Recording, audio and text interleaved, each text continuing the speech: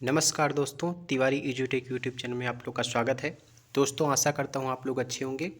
जैसा कि आप लोगों ने थंबनेल पर देख ही लिया होगा कि आज हम ई श्रम कार्ड के बारे में कुछ डिस्कस करने वाले हैं। आप लोग को इम्पॉर्टेंट जानकारी देने वाले हैं कि ई श्रम क्या होता है, ई श्रम कार्ड, इसके क्या क्या फ़ायदे हैं, ई श्रम कार्ड बनवाने के लिए योग्यता क्या होनी चाहिए, डॉक्यूमेंट कौन कौन से लगेंगे, उसके बाद ई श्रम कार्ड के लिए आवेदन कैसे कर सकते हैं हम ऑनलाइन जा कर के अपने आप विदाउट एनी फीस, बिना किसी फीस के, बिना मार्केट में किसी दुकान पे, किसी जनसेवा केंद्र पे बिना कोई रुपया दिए हम कैसे ई श्रम कार्ड को बनवा सकते हैं।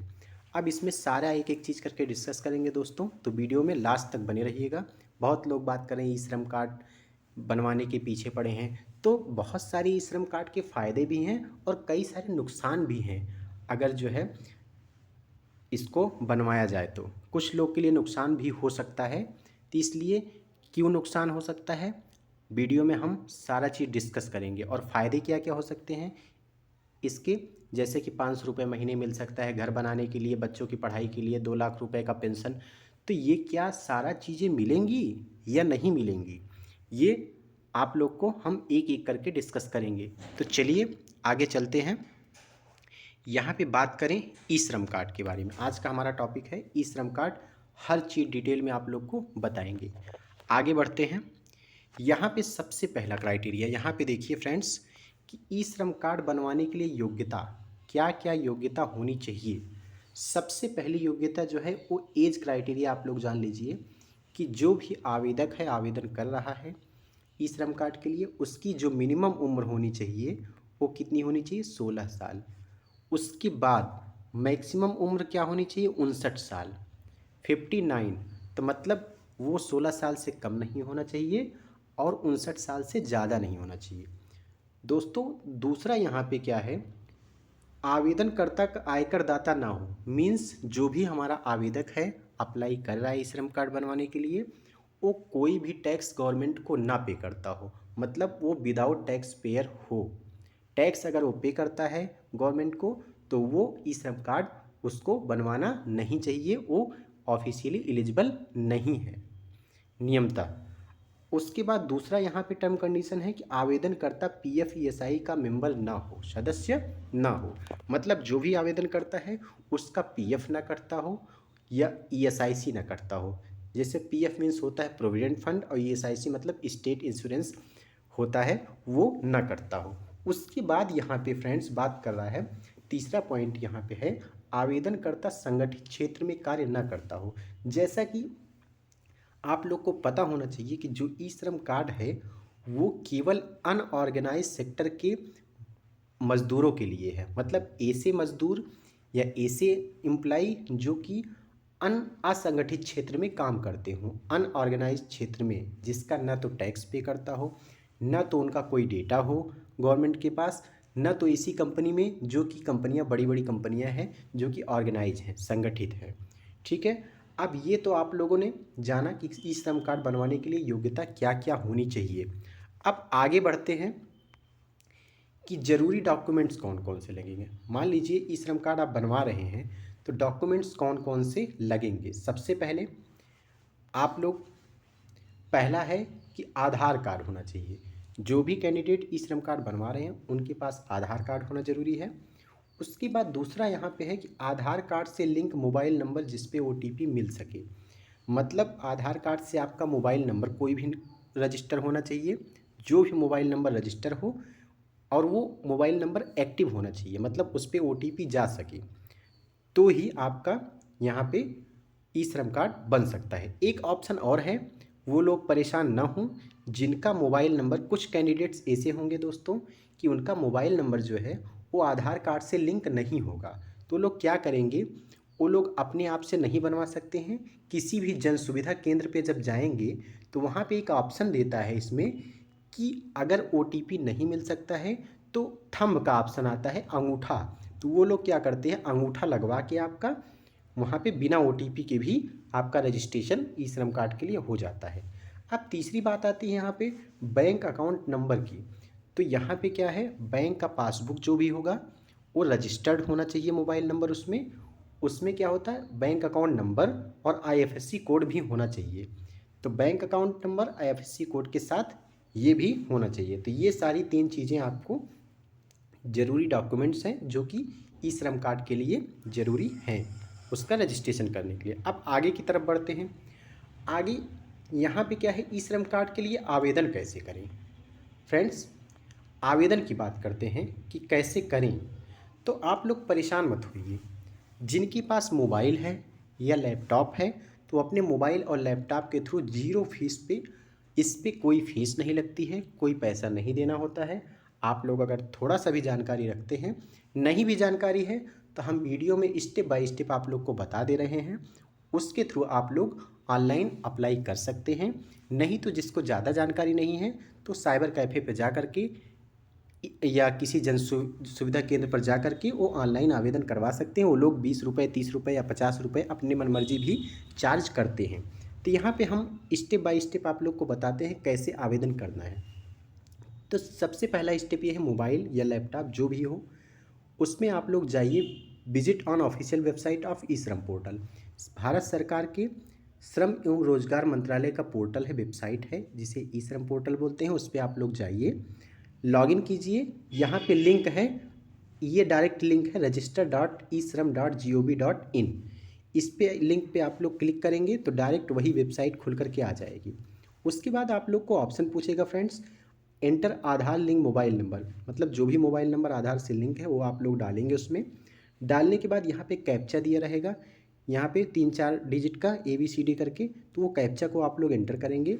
कैप्चा एंटर करने के बाद फिर आप लोग यहाँ एंटर बटन दबाएंगे, फिर OTP आपके मोबाइल नंबर पर रिसीव होगा, जो भी मोबाइल नंबर आप लोग डाले रहेंगे। उसके बाद आप लोग ओके करेंगे, फिर आप लोग के रजिस्टर मोबाइल नंबर पे एक कन्फर्मेशन मैसेज आ जाएगा। वो कन्फर्मेशन मैसेज में आपका लॉगिन ID और पासवर्ड रहेगा। अब जब लॉगिन ID पासवर्ड रहेगा तो उसके बाद फ्रेंड्स यहाँ पे आप लोग अपने उसी क्रेडेंशियल से लॉगिन करके आप लोग जो भी डिटेल्स पूछेगा उसको भर करके सबमिट करेंगे। जैसे डिटेल्स क्या पूछेगा कि आप किस सेक्टर में काम कर रहे हैं, मतलब आपकी स्किल्स क्या क्या है, क्या काम करते हैं, जैसे कि आप किसान हैं, कि आप यहाँ पे क्या है वर्कर हैं, या आप इलेक्ट्रिशियन हैं, जो भी हैं, या आपकी क्वालिफ़िकेशन पूछेगा, क्वालिफ़िकेशन हाई स्कूल है या डिप्लोमा कोई किए हैं, डिग्री कोई किए हैं, उसके हिसाब से आप लोग डालेंगे। और एक्सपीरियंस क्या है, 1 साल से काम करते हैं, 2 साल से, तो ये सारा चीज़ें आपसे पूछेगा। उसके बाद वहाँ पे जब सबमिट करेंगे फ्रेंड्स, तो सबमिट करने के बाद आप लोग को पूछेगा कि डाउनलोड, आपको यूएन कार्ड डाउनलोड करने का ऑप्शन देगा। UAN जिसको यूनिवर्सल अकाउंट नंबर बोलते हैं, वही आपका ई श्रम कार्ड कहलाता है। तो अब आप लोग डाउनलोड वाले पे प्रेस करते हैं बटन को, तो आप लोग को एक फ़ाइल डाउनलोड हो जाती है, यूएन कार्ड आपका, जिसे ई श्रम कार्ड कहते हैं। उसके बाद उसको आप लोग प्रिंट आउट ले सकते हैं। प्रिंट आउट लेकर के उसको लेमिनेशन करा के आप लोग फ्यूचर के लिए रख सकते हैं। वही आपका 12 अंक का, जैसे आधार नंबर होता है वैसे आपका 12 अंक का जो है वो ई श्रम कार्ड भी होता है, 12 डिजिट का, वही जो है आपका यूएन नंबर होता है। ठीक है, अब इसके बाद ये सब तो बातें हो गई। अब आप लोग के लिए चलते हैं कि फ़ायदे क्या क्या हैं। भाई आप लोग इतना परेशान क्यों हैं ई श्रम कार्ड के लिए, कुछ ना कुछ तो इसका फ़ायदा होगा। सरकार इसलिए बनवा रही है और पब्लिक भी इतनी ज़्यादा परेशान है ई श्रम कार्ड को बनवाने के लिए। तो आगे बातचीत करते हैं इसके फ़ायदे की। ठीक है, तो यहाँ पे फ़ायदे की तरफ बढ़ते हैं। पहला, ई श्रम कार्ड बनवाने के फ़ायदे। तो फ्रेंड्स याद रखना, उत्तर प्रदेश का भी इलेक्शन है, ठीक है, और उसके बाद फिर 2024 में भी आप लोग को पता ही होगा क्या होने वाला है, लोकसभा का चुनाव होने वाला है। तो गवर्नमेंट क्या कर रही है, कहीं ना कहीं जो है हमारे जो श्रमिक वर्ग हैं, असंगठित क्षेत्र के जो मजदूर हैं, उनको कुछ ना कुछ फ़ायदे ज़रूर देगी, फ़ायदे देगी। और उसके बाद फिर उनको क्या है, उनकी जो स्किल्स हैं वो जिस क्षेत्र में लगे हुए हैं उनको उस क्षेत्र में आगे बढ़ाने के लिए कुछ ना कुछ उनकी स्किल को बढ़ाने का कार्य करेगी। तो सबसे पहला क्या है, हमारे योगी, माननीय मुख्यमंत्री योगी आदित्यनाथ जो उत्तर प्रदेश के चीफ मिनिस्टर हैं, उन्होंने भी अभी घोषणा किया है कि जो भी ई श्रम कार्ड जिसके पास है उसको 500 रुपये महीना दिया जाएगा, मार्च से शुरू होगा। तो सबसे पहला फ़ायदा ये है कि जिनके पास ई श्रम कार्ड है उनको 500 रुपये महीना मार्च से मिलना शुरू हो जाएगा। उसके बाद आप लोग को पता होगा, प्रधानमंत्री सुरक्षा बीमा योजना के लिए जो है बनाया गया था, सबको एक योजना लॉन्च हुई थी। तो उसके तहत क्या है, जिसके पास ई श्रम कार्ड होगा उसको 2 लाख रुपए तक का बीमा मिलेगा। कितने लाख? 2 लाख रुपए तक का बीमा मिलेगा। उसके बाद तीसरा नंबर, अटल पेंशन योजना, जो भी आप लोग नाम सुने होंगे कि अटल पेंशन योजना 40 वर्ष के बाद जो है मतलब आप लोग को पेंशन मिलेगी। तो जो अटल पेंशन योजना है उस पेंशन का भी इसी से ई श्रम कार्ड से जोड़ दिया गया है। तो मीन्स जो भी इस ई श्रम कार्ड जिनके पास है उनको उस पेंशन की सुविधा का भी लाभ मिल सकता है। उसके बाद आप लोग का यहाँ पे क्या होगा कि महंगे इलाज में आर्थिक सहायता, आप लोग को की तबीयत खराब हो जाती है, हॉस्पिटल जाते हैं, सरकारी हॉस्पिटल में तो आपका इलाज क्या होता है, फ्री में नहीं होता है। तो उसमें क्या है कि गवर्नमेंट क्या है, आपके पास ई श्रम कार्ड होगा तो उसमें क्या है कि इलाज में आपको आर्थिक मदद सरकार प्रोवाइड कराएगी। उसके बाद अगला आता है बच्चों की पढ़ाई के लिए आर्थिक मदद। आपके बच्चे जो हैं, आप लोग अपने बच्चों की ज़्यादा फीस है वो पे नहीं कर पाते हो, जो मजदूर वर्ग है या असंगठित क्षेत्र में क्योंकि सैलरी कम होती है वो पे नहीं कर पाते, इसलिए बच्चों की पढ़ाई नहीं हो पाती। तो ऐसा क्या है कि गवर्नमेंट क्या है कि एक इनिशिएटिव ये भी ले सकती है कि बच्चों की पढ़ाई के लिए आर्थिक मदद महीना वाइज प्रोवाइड करा सकती है कि महीने भर में इतना रुपए हम बच्चों की पढ़ाई के लिए देंगे, या साल भर में कोई मदद ऐसा पहुंचा सकता है। उसके बाद बातचीत सबसे इम्पॉर्टेंट बात करते हैं फ्रेंड, कौशल उन्नयन के लिए वित्तीय सहायता। कौशल उन्नयन के लिए वित्तीय सहायता मतलब ई श्रम, जैसा कि नाम श्रम से स्पष्ट है कि ई श्रम मतलब जो भी असंगठित क्षेत्र के मजदूर हैं वो कहीं ना कहीं कोई ना कोई काम करते होंगे। सपोज दैट एग्जांपल लेते हैं, कोई बढ़ई है वो बढ़ई का काम करता है, बढ़ईगिरी का काम करता है। कोई टेक्नीशियन है, इलेक्ट्रिशियन है, वो क्या करता है, वायरिंग का काम करता है, घरों में बिजली वाले काम करते हैं। लेकिन क्या है, वो कहीं ना कहीं किसी बड़ी कंपनी से, बड़े क्षेत्र से जुड़ा नहीं है, लेकिन वो कहीं ना कहीं उसके अंदर नॉलेज तो है। तो सरकार क्या करेगी, उसकी उस कौशल को बढ़ाने के लिए, उस स्किल को बढ़ाने के लिए कोई ना कोई नियम लॉन्च करेगी। जैसे स्किल इंडिया मिशन आया था, उसमें क्या कर रही थी गवर्नमेंट, लोगों को क्या कर रही थी, फ्री में कौशल प्रोवाइड करा रही थी, उसके बाद उनको रोज़गार जिससे मिल सके। तो यहाँ पे जिसके पास ऑलरेडी कुछ ना कुछ नॉलेज है उसको और नॉलेज प्रोवाइड करा करके और जो है कौशल को बढ़ाने के लिए उनको फाइनेंशियली सपोर्ट कर सकती है, मतलब कुछ ना कुछ वित्तीय सहायता दे सकती है। उसके बाद जैसा कि आप लोग अभी देखे हैं कि कोविड-19 महामारी आई, उसमें बहुत सारे लोग बेरोजगार हो गए। बेरोजगार होने के बाद हुआ क्या, लोग अपनी नौकरी छोड़ करके चले आए। तो उनके पास ऐसा कोई ऑप्शन नहीं था कि डायरेक्ट, गवर्नमेंट के पास कोई ऑप्शन नहीं था कि कैसे लाभ पहुंचाया जाए इन गरीब मजदूरों को। तो आपके पास जब ई श्रम कार्ड होगा, ई श्रम कार्ड के जरिए सरकार के पास क्या होगा फ्रेंड्स, आपका सारा डेटा होगा।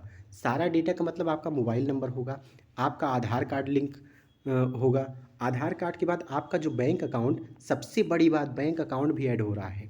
तो बैंक अकाउंट इसीलिए ऐड हो रहा है कि जैसे कोई आपदा आती है या महामारी आती है तो केंद्र सरकार या राज्य सरकार जो भी सहायता, आर्थिक सहायता देना चाहते हैं वो डायरेक्ट आप लोग को डीबीटी कर सके। डीबीटी आप लोग नहीं जानते होगा, इसका ऑप्शन होता है, फुल फॉर्म होता है फ्रेंड्स, डायरेक्ट बेनिफिट ट्रांसफ़र। मतलब जो भी हमारे कस्टमर हैं या जो भी हमारे कंज्यूमर हैं जिनको हम मदद पहुंचाना चाहते हैं उनके डायरेक्ट अकाउंट में हम पैसे को भेज सकें, मतलब बीच का कोई मीडिएटर ना हो, मध्यस्थता।